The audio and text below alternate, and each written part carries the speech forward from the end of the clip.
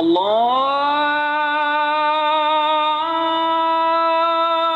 اکبر اللہ اکبر اللہ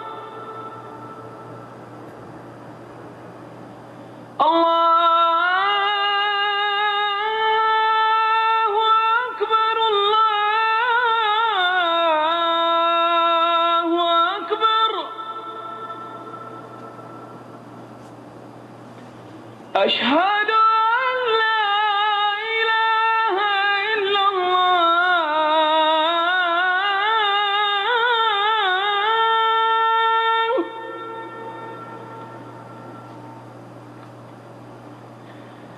اشہد ان لا الہ الا اللہ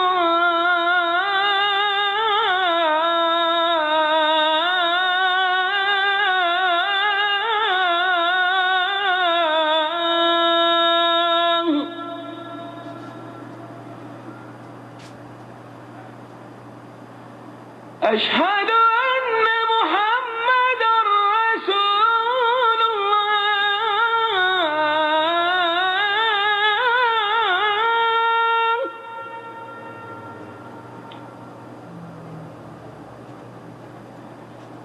اشہد ان محمد رسول اللہ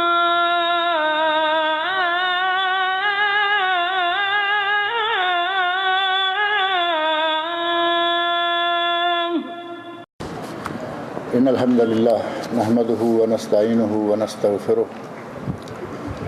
ونعوذ باللہ من شرور انفسنا ومن سیئات اعمالنا من يهده الله فلا مضل له ومن يضلل فلا هادي له واشهد ان لا اله الا الله وحده لا شريك له واشهد ان محمدا عبده ورسوله اما بعد فان خير الحديث كتاب الله وخير الهدي هدي محمد صلى الله عليه وسلم وشر الامور محدثاتها وكل محدثة بدعة وكل بدعة ضلالة وكل ضلالة في النار رب اشرح لي صدري ويسر لي امري واحلل عقدة من لساني يفقهوا قولي رب اعوذ بك من همزات الشياطين واعوذ بك رب ان يحضرون اعوذ باللہ السمیع العلیم من الشیطان الرجیم ولما رأى المؤمنون الاحزاب قالوا هذا ما وعدنا الله ورسوله وصدق الله ورسوله وما زادهم الا ایمانا وتسلیما۔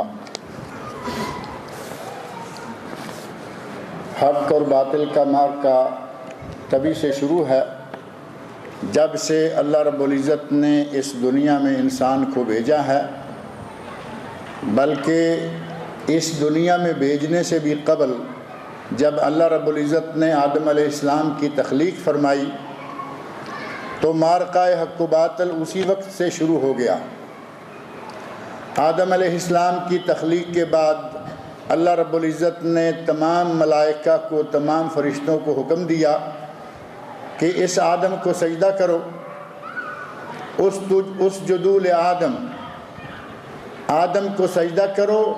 قرآن کریم اس بات کا ہمیں پتہ دے رہا ہے، فسجدوا، تمام ملائکہ نے آدم علیہ السلام کو اللہ کے حکم پر سجدہ کیا، الا ابلیس، سوائے ابلیس کے، ابا واستکبر وکان من الکافرین، اس نے انکار کیا، تکبر کی راہ اختیار کی اور وہ کافروں میں سے ہو گیا۔ یہاں بنی نوع انسان کی بالکل ابتدائی پوزیشن، پہلا انسان ہے آدم علیہ السلام، اور باطل کی طرف سے بھی پہلی شخصیت، اور وہ ہے ابلیس۔ ابلیس اور آدم علیہ السلام، یہ جب سے آدم علیہ السلام کی تخلیق ہوئی ہے تب سے حق و باطل کا معرکہ شروع ہے، اور وہ آج تک چلتا آ رہا ہے۔ آدم علیہ السلام کو بہکانے کے لیے ابلیس نے، شیطان نے کیا کیا کوششیں کیں، قرآن کریم میں اس کا تذکرہ موجود ہے، نبی اکرم صلی اللہ علیہ وسلم کے ارشادات میں اس کا ذکر آ چکا ہے۔ اس حد تک آدم علیہ السلام کے پیچھے وہ لگا رہا، قسمیں کھائیں کہ میں تمہارا خیر خواہ ہوں، اور بالآخر اس مقام تک لے آیا کہ اللہ رب العزت نے آدم علیہ السلام کو جنت سے نکال دیا۔ گیا باطل بھی ساتھ ہی حق کے، آدم علیہ السلام کو جنت سے نکالا اور ابلیس کو بھی نکالا، لیکن یہ معرکہ اسی دن سے شروع ہو گیا، اور شیطان نے باقاعدہ اللہ کے سامنے قسم کھا کر کہا کہ میں قیامت تک اس کی اولاد کو بہکاتا اور بھٹکاتا رہوں گا، اور وہ سلسلہ آج تک جاری ہے۔ ہر نبی کے زمانے میں حق اور باطل ایک دوسرے کے سامنے آتے رہے۔ حضرت نوح علیہ السلام کا وقت آیا تو باطل ان کی قوم کے علاوہ خاص ان کے بیٹے کی شکل میں سامنے آ گیا۔ کبھی کبھی اپنے گھر والے، اپنے عزیز و اقارب، اپنے رشتہ دار ہی انبیاء کے سامنے میں باطل کی شکل اختیار کر کے آ جاتے رہے، جیسا کہ دور نہ جائیے خود ہمارے نبی صلی اللہ علیہ وسلم کے سامنے باطل کس شکل میں آیا؟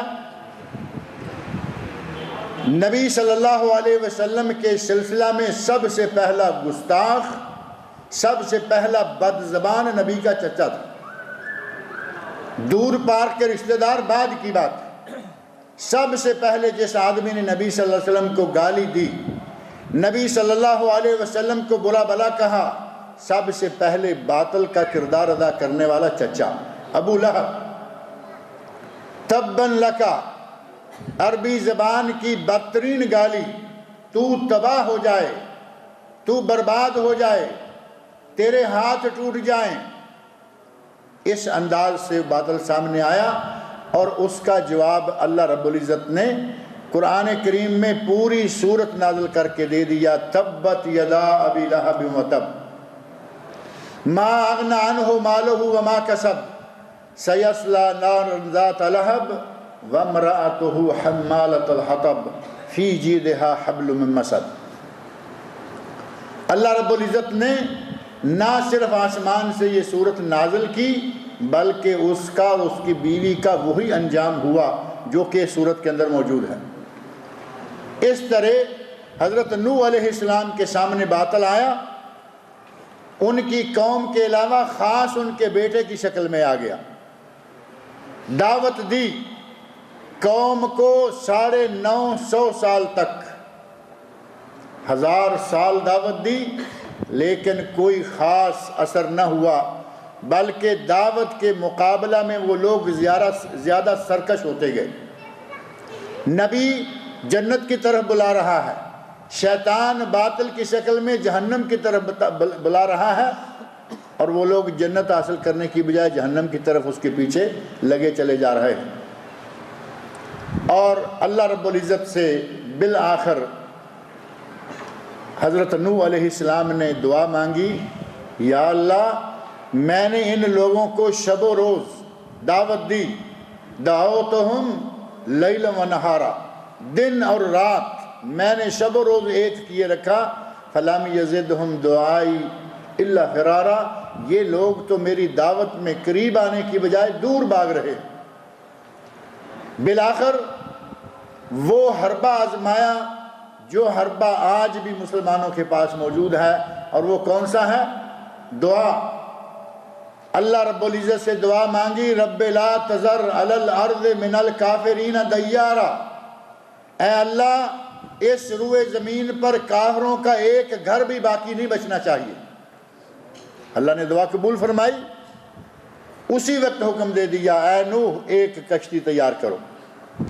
نوح علیہ السلام کشتی تیار کرنے لگے، علاقے میں سمندر نہیں، علاقے میں پانی نہیں، اور کشتی بناتے ہوئے اس نجار اللہ کے نبی کے پاس سے جب وہ منکرین گزرتے تو وہ ٹھٹا اور مذاق کرتے، کہتے کہ یہ پہاڑوں میں، یہ ریتوں میں کشتی چلائے گا۔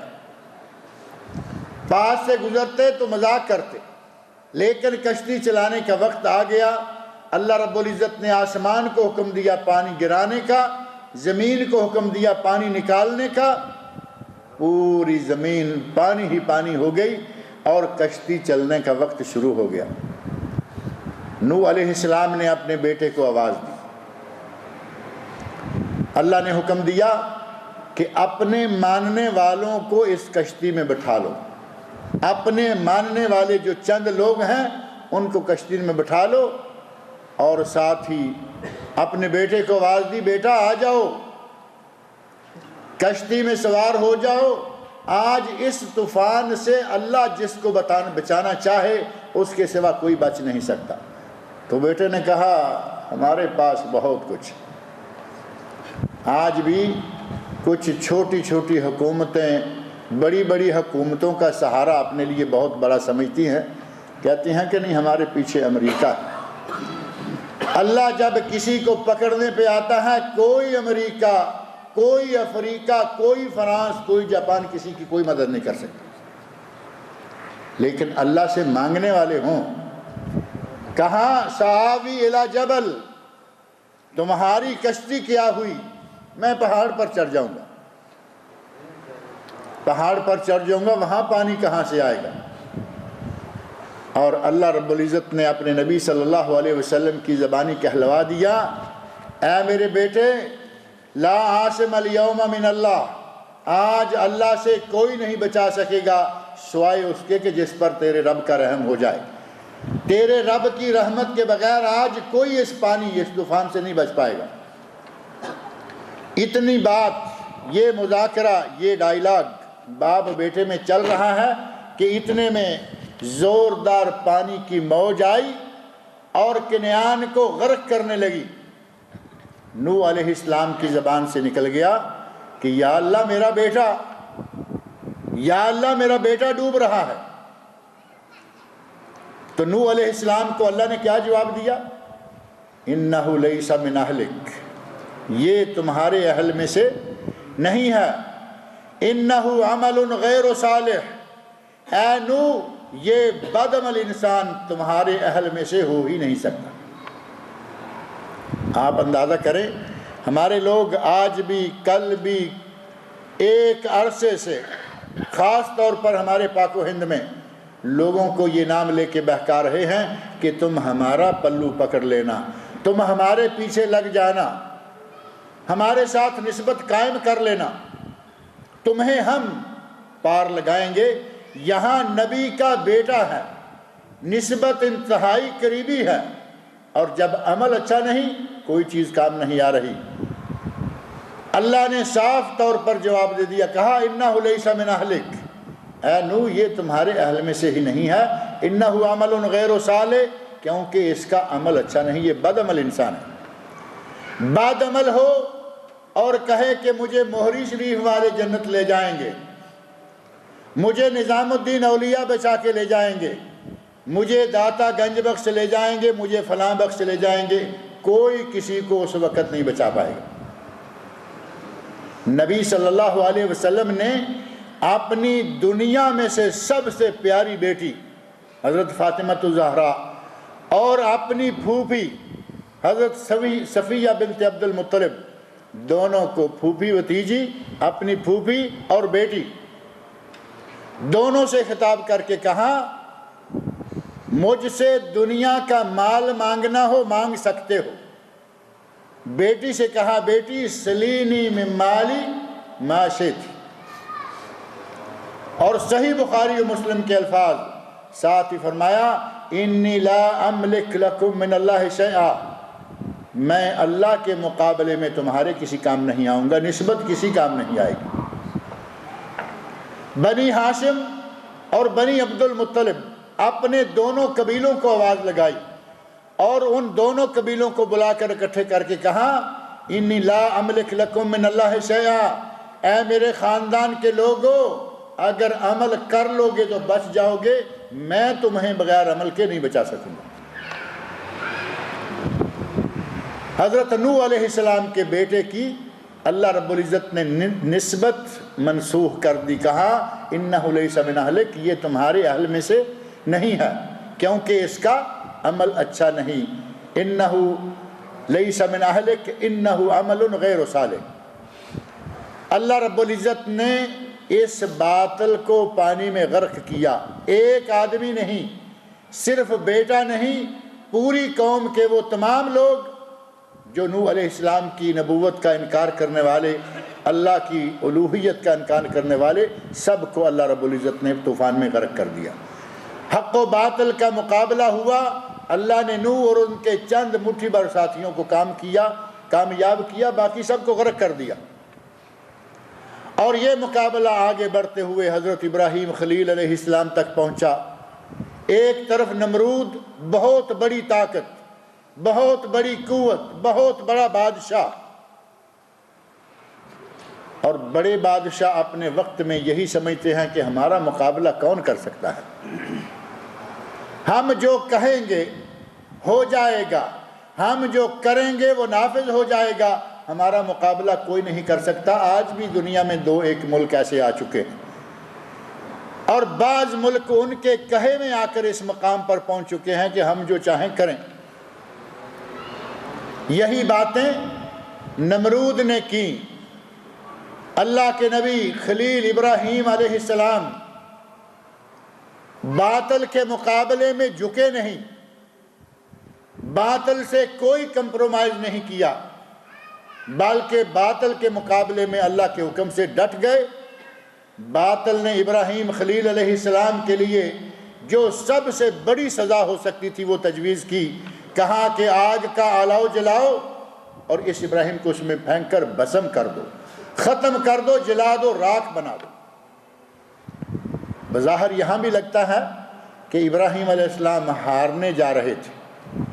ابراہیم علیہ السلام نے اس وقت بھی اللہ کی مدد مانگی، اور اللہ نے مدد کی یا نہیں کی؟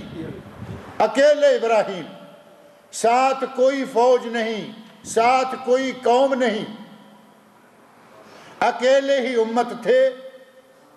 نمرود نے جب آگ میں ڈالا، اللہ رب العزت نے مدد فرمائی اور آگ کو کہا یا نار کونی بردا و سلاما علی ابراہیم، اے آگ میرے ابراہیم کے لیے ٹھنڈی اور سلامتی والی ہو جا۔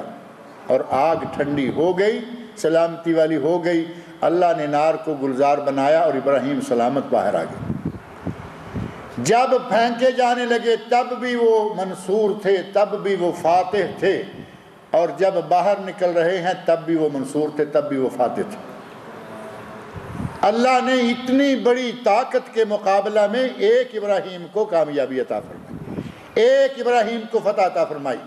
مسلمانوں کے لیے ان کی تاریخ میں بے شمار واقعات ہیں۔ اللہ رب العزت نے ہمیشہ حق کی مدد کی ہے۔ وقتی طور پر اگر یہ دیکھا جائے کہ انہوں نے پکڑا، باندھا، آگ میں پھینک دیا، بظاہر یہ لگ رہا تھا کہ حق ختم ہو گیا۔ آج بھی اور قیامت تک بھی مسلمان اگر کبھی دب جائیں، مسلمان کبھی مجبوراً جھک جائیں، تو اس کا معنی یہ کبھی نہ سمجھیں کہ حق ختم ہو گیا۔ حق قیامت تک قائم رہے گا۔ لا تزال طائفۃ من امتی ظاہرین علی الحق۔ نبی اکرم صلی اللہ علیہ وسلم اس امت اسلامیہ کے لیے تو خاص طور پر بشارت دے کے گئے کہ میری امت کا ایک گروہ ہمیشہ حق پر قائم رہے گا، منصورین، اور وہ ہمیشہ فاتح رہے گا۔ نوح علیہ السلام کے بعد ابراہیم علیہ السلام، موسیٰ علیہ السلام۔ موسیٰ علیہ السلام کے مقابلے میں بھی بہت بڑا امریکہ آیا۔ ہر نبی کے مقابلے میں کوئی نہ کوئی امریکہ آتا رہا ہے۔ موسیٰ علیہ السلام کے مقابلے میں فرعون آیا۔ اپنے آپ کو دنیا میں ایک انسان ہوتے ہوئے گوشت پوست کا، ہڈی کا مجموعہ انسان ہو کر کہہ رہا ہے انا ربکم الاعلی، میں تمہارا اعلیٰ رب ہوں۔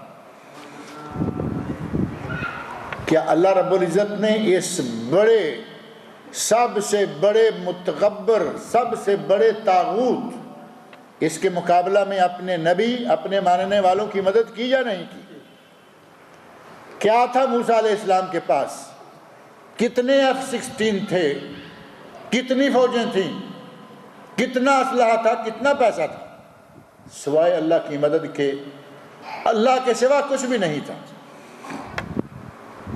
لیکن اللہ رب العزت نے ان کی مدد کی، حکم دیا اے میرے نبی اپنے ساتھیوں کو لو اور دریا سے پار نکل جاؤ۔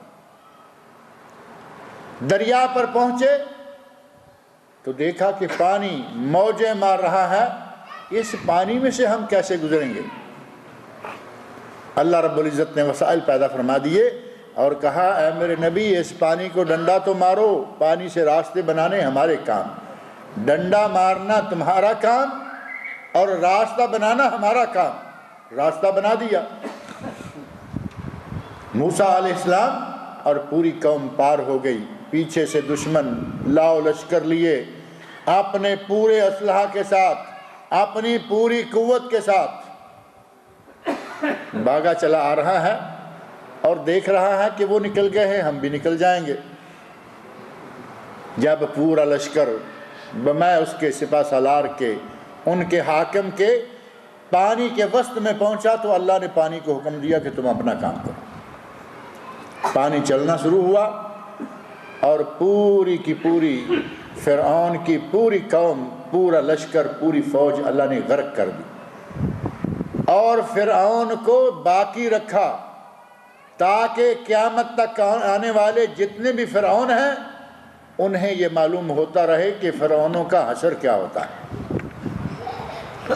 آج تک وہ لاش موجود ہے اور قیامت تک آنے والے انسانوں کے لیے ذریعہ عبرت بنی ہوئی ہے۔ اللہ رب العزت نے موسیٰ علیہ السلام کے مقابلہ میں باطل اٹھا، اس کو بھی تہس نہس کیا، باطل کو غرق کیا اور مٹھی بھر جماعت کے ساتھ اپنے نبی کی مدد فرمائی۔ اللہ رب العزت جب چاہتا ہے تو وہ عجیب و غریب طریقوں سے مدد کرتا ہے، آدمی سوچ بھی نہیں سکتا کہ وہ کیسے مدد کرے گا۔ تھوڑی سی قوم مدد کیسے کی؟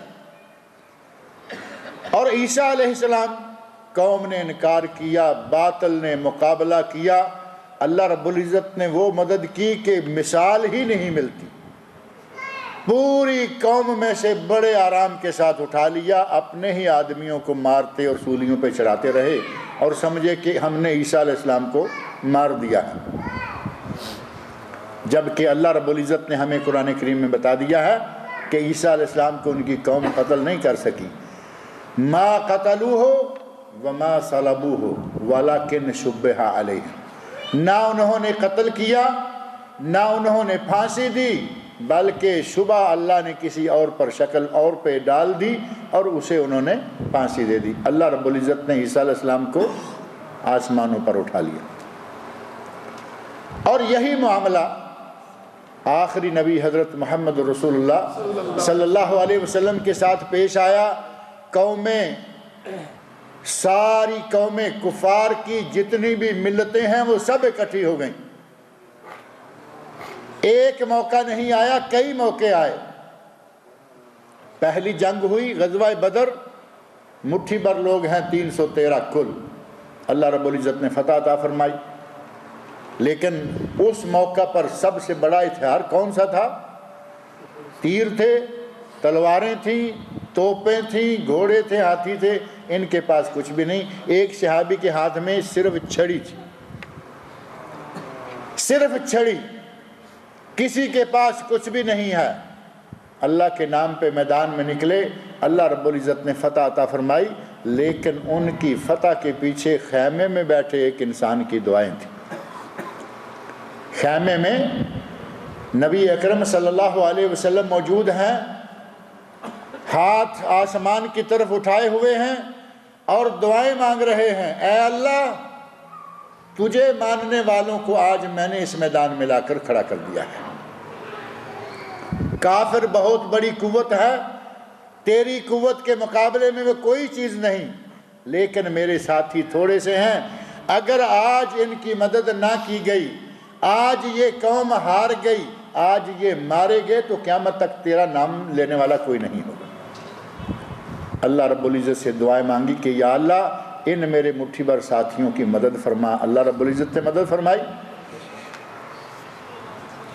غزوہ احد کا موقع آیا، اتنا بڑا جرنیل کافروں کا جو اللہ رب العزت نے بعد میں مسلمانوں کو عطا فرمایا، خالد بن ولید رضی اللہ عنہ، وہ بھی موجود ہے۔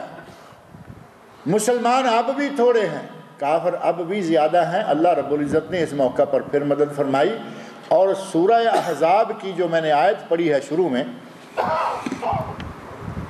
احزاب کا معنی تو سمجھتے ہیں نا، احزاب ہے جمع حزب کی، اور حزب کا معنی ہوتا ہے پارٹی، جماعتیں، قومیں، کافروں کی مختلف قومیں، پارٹیاں۔ غزوہ احزاب کے موقع پر جتنے کافر تھے وہ سب اکٹھے ہو گئے۔ پہلے مقابلہ تھا مشرکین مکہ کے ساتھ، مدینہ منورہ میں گئے تو یہود بھی شامل ہو گئے۔ اب جب غزوہ احزاب کا موقع آیا تو اس وقت نہ صرف مشرکین، نہ صرف یہود، بلکہ جو قوم جس مذہب کی ماننے والی اس وقت وہاں موجود تھی، ساری کی ساری قومیں اکٹھی ہو گئیں۔ حیی بن اخطب، جسے بعد میں اللہ نے نبی صلی اللہ علیہ وسلم کا سسر بنا دیا، اللہ کے کام بھی نرالے ہیں۔ حیی بن اخطب کی بیٹی غزوہ خیبر کے موقع پر قیدی ہو کر آئیں، اور نبی اکرم صلی اللہ علیہ وسلم نے ان کو آزاد کر کے نکاح کیا، اور وہ حضرت صفیہ بنت حیی بن اخطب ام المومنین رضی اللہ عنہ کے شرف سے کامیاب ہوئیں۔ ان کے والد حیی بن اخطب کعب بن اسد کے پاس آتے ہیں، یہودیوں کے سردار آپس میں اکٹھے ہو رہے ہیں، مشرکین سے باتیں، مشرکین سے ڈائیلاگ، مشرکین سے سفارتی تعلقات جوڑ رہے۔ کہتے ہیں کہ میں فلاں قوم کے پاس سے ہو کے آیا ہوں، وہ قوم اپنے سردار سمیت، اپنی قوم سمیت تمہارے ساتھ۔ میں فلاں قبیلے کے پاس سے ہو کے آ رہا ہوں، پورا قبیلہ سردار سمیت اور قوم کے ایک ایک فرد سمیت تمہارے ساتھ۔ میں فلاں علاقے سے ہوتے ہوئے آ رہا ہوں، اس علاقے کے سارے لوگ تمہارے ساتھ۔ تم کچھ کرو، اور کرنے کے لیے ارادہ کیا کیا؟ الفاظ ان کے نستاصل محمدن و قوما اصحابہ، نستاصل محمدن و اصحابہ، ہم محمد اور اس کے ساتھیوں کا کلا کما کر دیں گے، ان کی جڑیں تک کاٹ دیں گے، ان کا نام و نشان مٹا دیں گے۔ غزوہ احزاب کے موقع پر یہ دشمن اکٹھے ہو گئے۔ آج بھی غزوہ احزاب شروع ہے یا نہیں؟ اب بھی غزوہ احزاب شروع ہے، آگے کسی کو لکھا رکھا ہے، پیچھے سارے موجود ہیں۔ آگے صرف اسرائیل، لیکن پوری امت کفر اس اسرائیل کے پیچھے ہے، سارے کے سارے اس کے تعاون میں لگے ہوئے ہیں، اور اگر نہیں تعاون میں تو فلسطینیوں کے تعاون میں ہم نہیں۔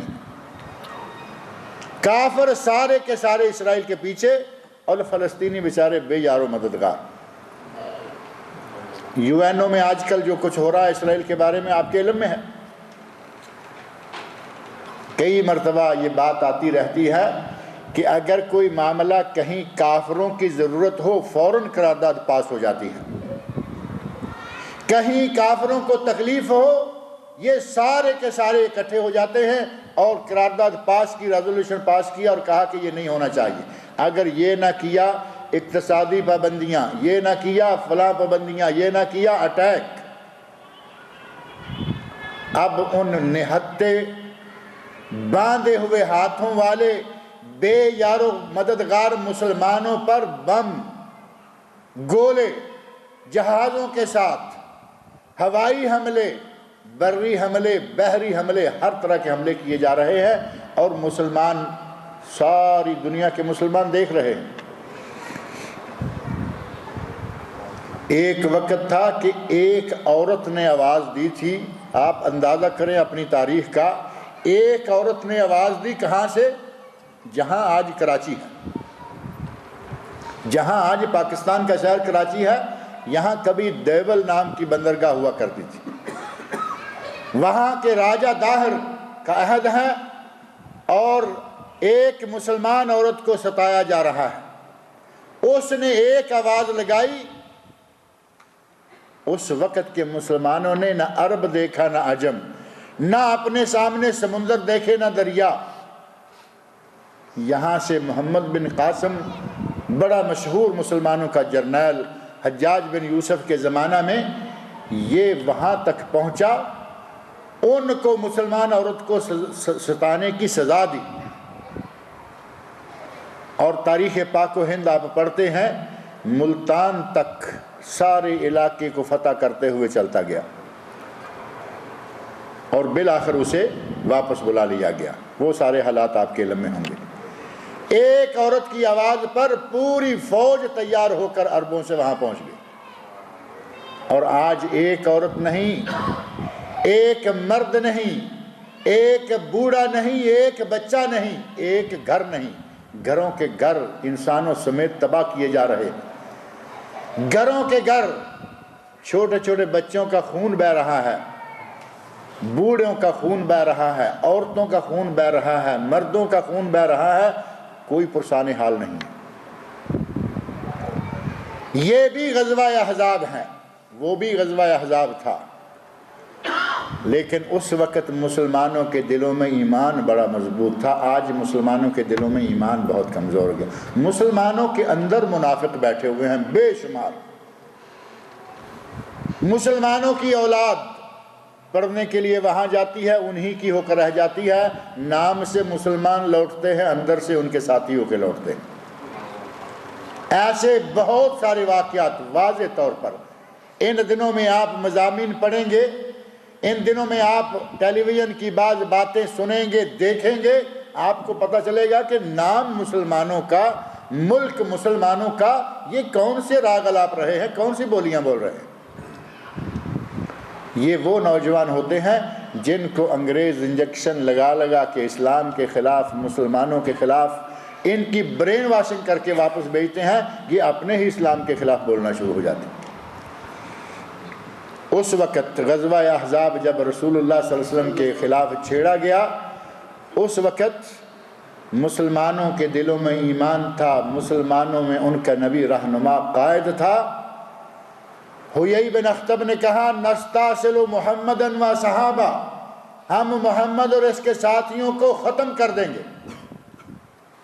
ادھر نبی اکرم صلی اللہ علیہ وسلم کو جب پتہ چلا کہ تمام کافر قوتیں، تمام کافر ملک، تمام کافر علاقے اکٹھے ہو گئے ہیں اور یہ سارے کے سارے ہمیں ختم ہونے کا ارادہ کر کے چل پڑے ہیں، نبی صلی اللہ علیہ وسلم نے اپنے صحابہ سے کہا بتاؤ کہ اب ہمیں کیا کرنا چاہیے۔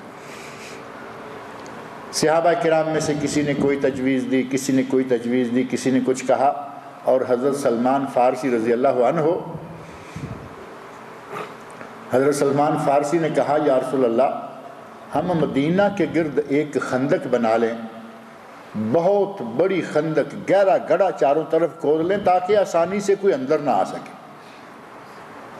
اور ہم اندر محصور ہو کر، محفوظ ہو کر دشمنوں کا مقابلہ کرتے ہیں، ورنہ اتنے دشمنوں کا مقابلہ کرنا ذرا مشکل ہوگا۔ دل سے ہارے نہیں، یہ نہیں کہا کہ یا رسول اللہ اب تو ہوگا ہی کچھ نہیں، سارے ہی لوگ، سارے ہی ملک آ گئے ہیں، اب تو ہوگا کچھ نہیں، سب اپنی اپنی جگہ پر قائم ہے، لیکن اپنی اپنی تجویز، اپنا اپنا مشورہ، اپنی اپنی رائے دے رہے ہیں۔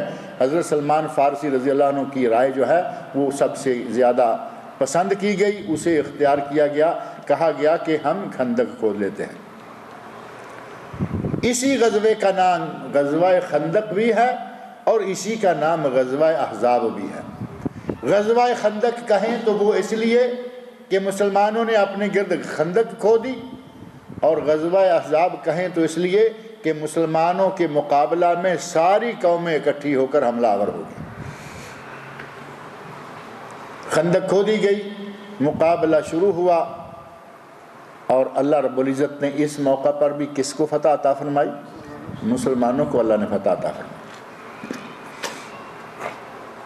کافروں میں سے ایک آدمی جو بڑا گھڑ سوار معروف تھا، عمر نام کا، اس نے سمجھا کہ میں گھوڑ سوار ہوں، میرے نیچے عربی نسل کا قیمتی تیز پھرتیلا گھوڑا ہے، اس کا تھوڑا سا داؤ چلا، کہیں ایک طرف سے خندق کی تھوڑی چوڑائی کم دیکھی، اپنی سواری کو پیچھے لے گیا، دور سے، ظاہر ہے کہ کہیں لوگوں سے تھوڑا ہٹ کر تھا، دور سے گھوڑے کو بھگاتے ہوئے تیز رفتار سے لا کر گھوڑے کو چھلانگ لگوائی اور خندق سے پار ہو گیا۔ تیز گھوڑا، اسپیشل سوار، خندق سے پار ہو گیا۔ اب خندق سے ان کا بہت بڑا جرنیل، بہت بڑا گھوڑ سوار پار ہوا، اس کا حشر کیا ہوا؟ نبی اکرم صلی اللہ علیہ وسلم کی پھوپھی، آپ کی ایک بیوی کا نام صفیہ ہے اور آپ کی ایک پھوپھی کا نام بھی صفیہ ہے۔ صفیہ بن حیی بن اخطب بیوی اور صفیہ بنت عبد المطلب پھوپھی۔ جب یہ ظالم عمر خندق پار کر کے عورتوں کے خیموں کے قریب پہنچا کہ میں ان کی عورتوں پہ حملہ کر کے ان میں ایک عجیب سا اضطراب پیدا کر دیتا ہوں، نبی صلی اللہ علیہ وسلم کی پھوپھی کو آہٹ محسوس ہوئی کہ خیمے کے باہر کوئی کافر پہنچ چکا ہے۔ ان کے پاس کچھ بھی نہیں، اندر نہ کوئی توپ، نہ تیر، نہ تلوار، نہ کوئی اسلحہ، وہ عورتیں ہیں۔ لکڑی کا ایک پھالا اٹھایا، صرف ایک لکڑی کا پیس ملا اور اچھے طریقے سے تاڑ کر ایسا ظالم کے سر پہ مارا کہ وہ وہیں ڈھیر ہو گیا۔ باقی عورتیں شامل ہوئیں اور انہوں نے اس ظالم کا ستیہ ناش کر دیا۔ اللہ رب العزت نے غزوہ احزاب کے موقع پر مسلمانوں کو فتح عطا فرمائی، اور اس کے بعد یہ سلسلہ پچھلے خطبہ کے دوران میں نے ذکر کیا تھا کہ اس بیت المقدس پر، اس مسجد اقصی پر ہمیشہ جب جب موقع ملا کافروں نے قبضہ کیا، لیکن اللہ رب العزت نے کبھی عمر فاروق کے ذریعے، کبھی سلطان صلاح الدین ایوبی کے ذریعے، کبھی کسی کے ذریعے اس کو ہمیشہ فتح عطا فرمائی۔ آج مسلمان غزہ میں بہت ہی زیادہ پریشان ہیں، ان کی پریشانی سے ساری دنیا کے مسلمان پریشان ہیں، جس کے دل میں ذرا برابر بھی ایمان ہے۔ ان لوگوں کے لیے اور کچھ نہیں کر سکتے، تو سب سے بڑا ہتھیار ہمارے پاس ہے اور وہ دعا کا ہتھیار ہے۔ دعائیں مانگیں، ان کے لیے اللہ سے فتح و نصرت اور مدد مانگیں، اور یہ دعا بہت ہی بڑا ہتھیار ہے۔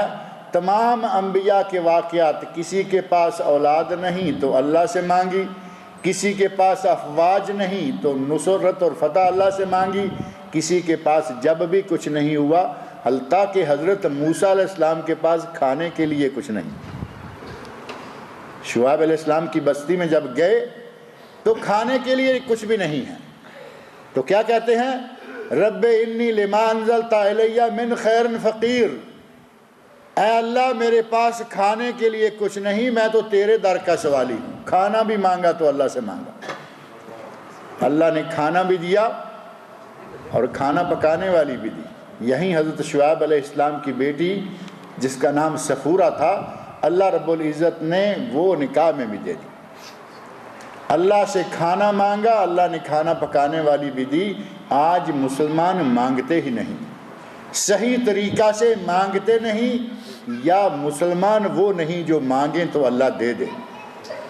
روزیاں حرام، سود عام، رشوت عام، تجارت کاروبار میں بے ایمانیاں عام، کس منہ سے مانگیں گے؟ لیکن اللہ کا وعدہ ہے ادعونی استجب لکم، تم مجھے پکارو میں تمہاری پکار کو سنوں گا، تمہاری بات کو مانوں گا۔ مسلمانوں کے ساتھ بہت بڑا ہتھیار یہ ہے کہ دعائیں مانگیں، اور ایک یہ ہے کہ اگر کوئی کسی بھی طریقے سے اور طریقے سے ان کو نہیں پہنچ سکتا تو کم از کم ان کے ننگوں کے لیے کپڑا، ان کے شہیدوں کے لیے کفن، شہیدوں کے لیے کفن چاہیے، زخمیوں کے لیے دوائیاں چاہیے، بے گھروں کے لیے کچھ نہ کچھ سر چھپانے کے لیے، سردی کا موسم ہے ٹینٹ چاہیے، کم از کم ان کے لیے کچھ پیسہ ہی مہیا کر دیجیے۔ خادم الحرمین شریفین پچھلے دنوں انہوں نے اعلان کیا، سعودی عرب کے اندر کئی 100 ملین ریال اکٹھے کیے گئے اور وہ سلسلہ ابھی تک باقی ہے، وہ سلسلہ چل رہا ہے۔ کسی نے سوال میں بھی ذکر کیا تھا کہ شیخ صاحب نے کیا اعلان کیا ہے۔ انہوں نے اعلان کیا تھا کہ یہاں سیف نام کا، یہ کارنش پر ایک بہت بڑی بلڈنگ ہے السیف، ایک ہال ہے، بلکہ 3-4 ہالوں کا مجموعہ ہے۔ اس جگہ اس وقت جمعہ کے بعد سے لے کے پتہ نہیں کب تک وہ چندہ اکٹھا کریں گے اہل غزہ کے لیے۔ اگر کسی کے پاس اور کوئی توفیق نہیں تو کم از کم اس میں اپنا جتنا مال، جتنی گنجائش ہے وہ پیسہ داخل کریں، تاکہ وہاں بھوکے کے لیے کھانا، ننگے کے لیے کپڑا، زخمی کے لیے دوا اور بے گھروں کے لیے چھت کا انتظام کیا جا سکے۔ کم از کم جتنا ممکن ہو کچھ نہ کچھ کرنا چاہیے، اور کفر کے مقابلہ میں ہر میدان کے آدمی کو اپنا ذمہ داری اور فرض پورا کرنا چاہیے۔ مدرس اپنے اس تلمیذوں کو، شاگردوں کو، اور مربی اپنے زیر تربیت لوگوں کو، والد اپنے گھر میں بچوں کو، اور امام اپنی مسجد کے مقتدیوں کو، خطیب اپنے مخاطبین کو، ہر کسی کو اپنے اپنے میدان میں یہ کوشش کرنی چاہیے کہ وہ مسلمانوں، بیٹوں، بھائیوں، بہنوں، بیویوں، عورتوں، سب کے دلوں میں ایمان تازہ کرے، انہیں توجہ دلائے کہ ہم مسلمان ہیں، ہماری ایک تاریخ ہے، روشن تاریخ، جس پر ساری دنیا بھی حملہ کرتی رہی، اور ہمارے مٹھی بھر غزوہ خندق کے مٹھی بھر صحابہ اپنے نبی کے ساتھ کامیاب ہوتے رہے۔ آج بھی اگر ہم پورے ایمان کے ساتھ ان کفار کے مقابلہ میں کھڑے ہو جائیں تو انشاءاللہ فتح و نصرت مسلمانوں کی ہوگی۔ اللہ سے دعا ہے کہ وہ اس وقت امت اسلامیہ جن پریشانیوں میں مبتلا ہے ان پریشانیوں کو دور کرے۔ اللہ رب العزت اہل غزہ کی نہیں بلکہ اہل اسلام کی سب کی مدد فرمائے۔ اللہ رب العزت وہاں جو مجاہدین لڑ رہے ہیں اللہ تعالیٰ ان پر فتح و نصرت نازل فرمائے۔ اللہ ان کے دلوں میں سکینت اور دل جمی پیدا فرما دے۔ اللہ ان کے شہیدوں کی شہادتوں کو قبول فرمائے۔ اللہ تعالیٰ ان کے زخمیوں کو شفائے کاملہ عاجلہ عطا فرمائے، اور اللہ رب العزت جہاں جہاں مسلمان بیمار ہیں ان سب کو شفائے کاملہ عاجلہ عطا فرمائے۔ اللہ تعالیٰ مجھے اور آپ سب لوگوں کو نیک عمل کی توفیق عطا فرمائے۔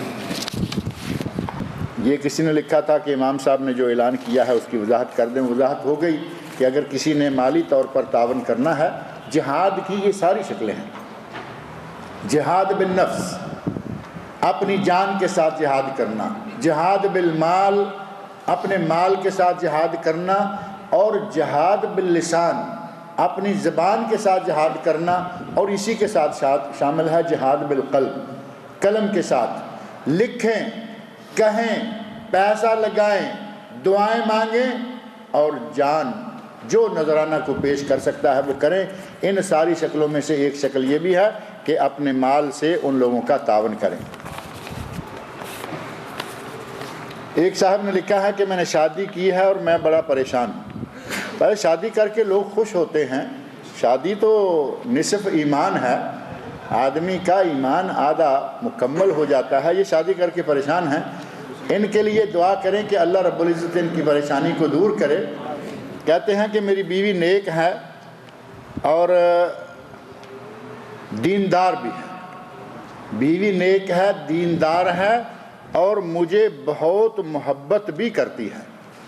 اب نیک، دیندار اور محبت کرنے والی بیوی ہو تو پریشانیاں اپنے دل کو ٹٹولیں، اپنے گریبان کو کھول کر ذرا اندر دیکھیں آپ میں کیا کمی ہے، اپنی وہ کمی جو ہے اس کو دور کرنے کی کوشش کریں۔ آپ کے دل میں اپنی بیوی کے لیے محبت نہیں، ایک نیک، دیندار اور پیار کرنے والی بیوی، اور آپ کے دل میں محبت نہیں آ رہی، دل میں کچھ اور ہے، اس کو نکالیں اور اللہ سے دعا مانگا کریں کہ یا اللہ مجھے میرے دل میں میری بیوی کے لیے محبت پیدا فرما۔ انشاءاللہ العزیز اللہ تعالیٰ آپ میں جو کوئی کمی ہے، کوتاہی ہے، وہ دور کر دے گا۔ ہماری دعا ہے کہ اللہ رب العزت آپ کے دل میں آپ کی اس نیک بیوی کے لیے محبت پیدا فرمائے۔ ایسے بھی ہے کہ اگر آپ لوگ اہل غزہ کے لیے جو یہ چندہ اکٹھا کرنے کا سلسلہ ہے، ڈونیشن ہے، اگر کوئی وہاں نہیں جا سکتا تو وہ یہاں دے دیں اور یہاں سے کوئی آدمی جا کے ان کو پہنچا دے گا، یہ بھی ایک اچھی شکل ہے، کیونکہ ہر کسی کے پاس گاڑیاں نہیں، ہر کسی کے پاس وہاں جانے کا موقع نہیں۔ اپنا حصہ آپ یہاں ان کو دے دیں، خان صاحب کو دے دیں، انشاءاللہ العزیز آپ کا حصہ پوری امانتداری کے ساتھ وہاں پہنچ جائے گا۔ پچھلی مرتبہ یہ کسی نے سوال دیا تھا کہ مکان کرائے پر دیا، کرایہ دار شروع سے ہی تنگ کر رہا تھا، 6 مہینے کے بعد اس نے کرایہ دینا بند کر دیا، مکان خالی کرنے کا کہا تو دھمکیاں دینا شروع کر دیں، پنچایت میں بھی مسئلہ حل نہیں ہوا، مشورے پر تحقیق کی تو معلوم ہوا کہ کسی غیر مسلم کے تعاون سے کرایہ دار نے کالے جادو سے حصار بنوا رکھا ہے اور مکان پر خدا نخواستہ قبضہ کرنے کا ارادہ ہے۔ کہتے ہیں کہ معلوم یہ کرنا ہے کہ جادو کا حصار ہے، صاف ظاہر ہے کہ ان لوگوں سے مدد لینی پڑی، جو جائز تو نہیں لیکن کوئی اور حل بھی تو نہیں ہے۔ پہلی بات یہ ہے کہ جس کام کو آپ کہہ رہے ہیں جائز تو نہیں، اور ساتھ ہی یہ بھی فتویٰ دیے چلے جا رہے ہیں کہ کوئی اور حل بھی تو نہیں، جو کام جائز موجود ہے اس کے باوجود آپ کہیں کہ کوئی حل نہیں، تو یہ بڑی عجیب بات ہے۔ اگر کسی پر جادو کیا گیا ہے، کسی جادوگر کے پاس جا کر علاج کروائیں گے تو یہ حرام ہے، لیکن اگر کسی قرآن و سنت کے ذریعے قرآن کریم کی دعاؤں، صورتوں اور نبی صلی اللہ علیہ وسلم کی بتائی ہوئی دعاؤں کے ذریعے آپ دم کروائیں اور سحر کا، جادو کا، جن کا علاج کروائیں تو انشاءاللہ العزیز اللہ تعالیٰ آپ کی اس مشکل پریشانی کو دور کرے گا۔ لہٰذا یہ نہ کہیں کہ اور کوئی علاج بھی تو نہیں، علاج موجود ہے، لیکن رہا مسئلہ، کہتے ہیں کہ کالے جادو کا حصار توڑنے کے لیے اسلامی حضرات سے مدد لینی ہوگی، لیکن کوئی ایسا عمل کرنے والا بھی تو نہیں ملتا۔ آپ ہر معاملے میں اپنی طرف سے فیصلے بھی صادر کیے چلے جا رہے ہیں، جبکہ دم کرنے والے، جادو اور جنات کا توڑ رکھنے والے ہر جگہ موجود ہیں۔ یہاں چاہیے خبر میں، یہاں موجود ہیں، دمام میں چاہیے وہاں موجود ہیں، آگے جہاں جہاں کہیں موجود ہیں۔ اور آپ کا شہر کون سا ہے وہ بتائیے، آپ کو آپ کے شہر کے ارد گرد بھی بتا دیں گے کہ وہاں بھی موجود ہے یا کس جگہ موجود ہے۔ ہندوستان میں ہے وہاں موجود ہیں، یہاں پاکستان میں ہے وہاں موجود ہیں، تو پھر آپ کیسے یہ کہہ رہے ہیں کہ کوئی ملتا بھی تو نہیں؟ ملتا ہے، پوچھنے والا تو کوئی بنے، کم از کم پوچھیں کہ کوئی ایسا ہے یا نہیں ہے۔ بہرحال جادو کے ذریعے جادو کو جادوگروں سے دور کروانا یہ جائز نہیں ہے، البتہ یہ کہ علماء یا اہل علم جو کہ جادو کا علاج کرتے ہیں، قرآن و سنت کے ذریعے کرتے ہیں، ان لوگوں سے علاج کروائیں، انشاءاللہ العزیز معاملہ حل ہو جائے گا۔ آگے انہوں نے لکھا ہے کہ عدالتی کارروائی کی ہے، عدالت معاملہ لمبا ہی کھینچتی چلی جا رہی ہے۔ بہرحال قرآن و سنت کی دعائیں ہیں، موجود ہیں، ان سے اپنا علاج کروائیے۔ کہتے ہیں کہ اس حدیث کی وضاحت کرے کہ شام ہوتے ہی بچوں کو روکو، چراغ بجھا دو، مشکیزے کا منہ بند کر دو۔ یہ ساری باتیں شام ہوتے ہی کے ساتھ تعلق نہیں رکھتی، یہ شام اور رات، ان دونوں یعنی مغرب سے لے کر رات بھر کے لیے عمل ہیں مختلف، جن میں سے بچوں کا ہے شام کے وقت۔ شام کے وقت دن غروب ہوتے ہی فوری طور پر اپنے بچوں کو گھروں میں روک لو، کیونکہ اس وقت شیطان بکھرتے ہیں، منتشر ہوتے ہیں، پھیلتے ہیں، کہیں آپ کے بچے کو کوئی جن، کوئی شیطان نقصان نہ پہنچا دے۔ اور تھوڑا بعد میں آپ نے فرمایا کہ پھر گنجائش ہے، یعنی شام سورج غروب ہوتے ہوتے ایک مرتبہ شیطان باغم باغ نکلتے ہیں، لیکن بہت اچھا یہ ہے کہ بچوں کو رات کو اپنے گھر میں ہی رکھیں۔ باہر نکلیں گے کسی انسانی شیطان، انسانوں میں بھی تو شیطان ہے نا، من الجن والانس، یہ دونوں نسلوں میں شیطان موجود ہیں، کیا معلوم کہ وہ کہیں کسی انسانی شیطان کے ہتھے چڑھ جائے۔ بعض دفعہ بچے کو اٹھا لے جاتے ہیں، بعض دفعہ بچے کے ساتھ برائیاں کرتے ہیں۔ اپنے بچوں کو رات کو بہر صورت سنبھال کے ہی رکھنا چاہیے۔ رہا مسئلہ چراغ بجھا دو، تو یہ شام کو نہیں ہے، اب شام کو تو چراغ کی ضرورت پڑتی ہے، شام کو ہی بجھانے کا حکم حدیث میں کیسے آئے گا؟ سوتے وقت چراغ کو بجھا دو، شام کو آپ نے جلایا، عشاء تک، عشاء کے بعد تک، جب تک آپ جاگ رہے ہیں چراغ جلتا رہے، اور جب سونے لگیں تو چراغ کو بجھا لیں، اس کی مصلحتیں موجود ہیں۔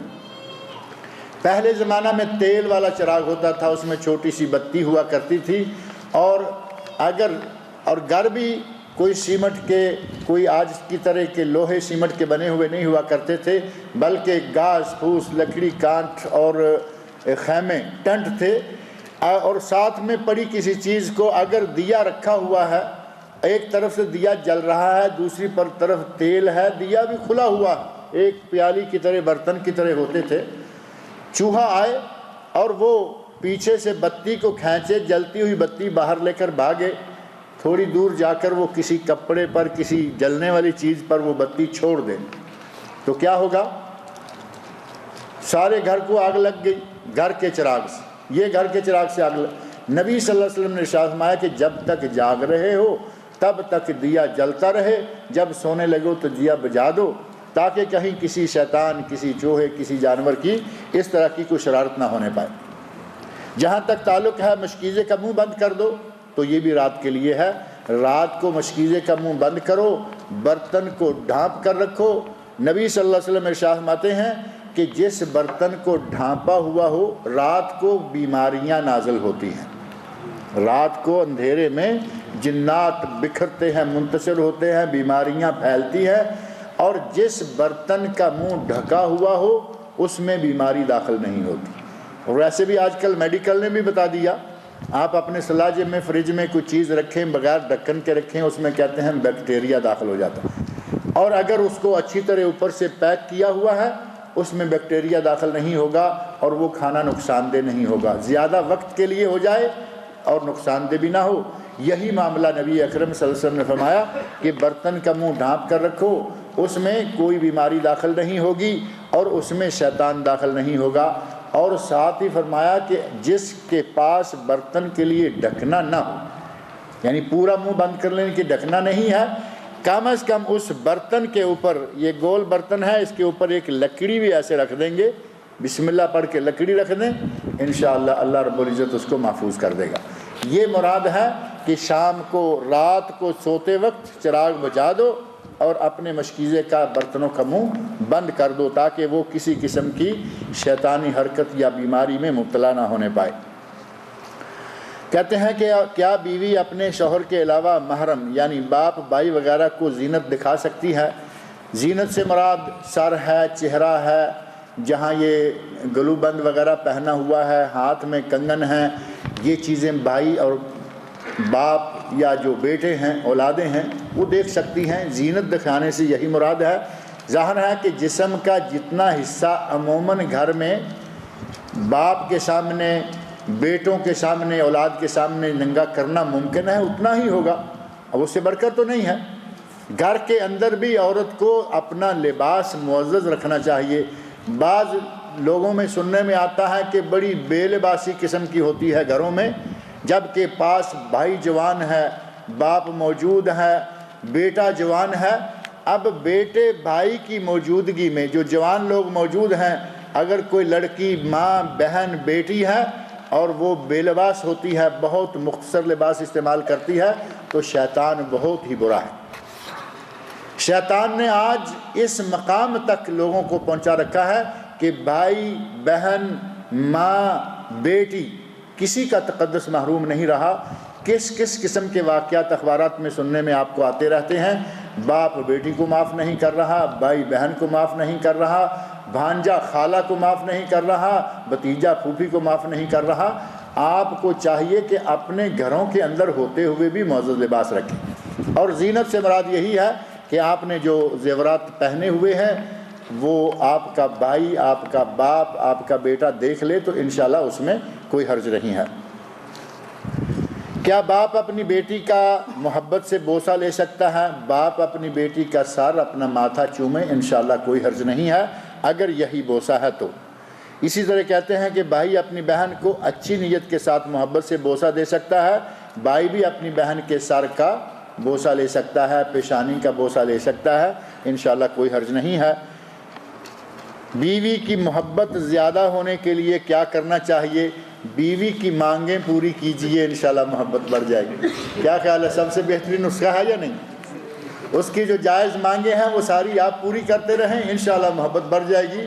وہ کہہ رہی ہے کہ مجھے گھر میں یہ چیز چاہیے، مطالبہ جائز ہے، اور آپ منہ بسورتے ہوئے باہر چلے جا رہے ہیں، ابھی اور بہت سی جگہیں اخراجات کی ہیں، تمہیں یہ چاہیے، تو محبت کہاں سے آئے گی؟ اللہ تعالیٰ مجھے اور آپ سب لوگوں کو نیک عمل کی توفیق عطا فرمائے۔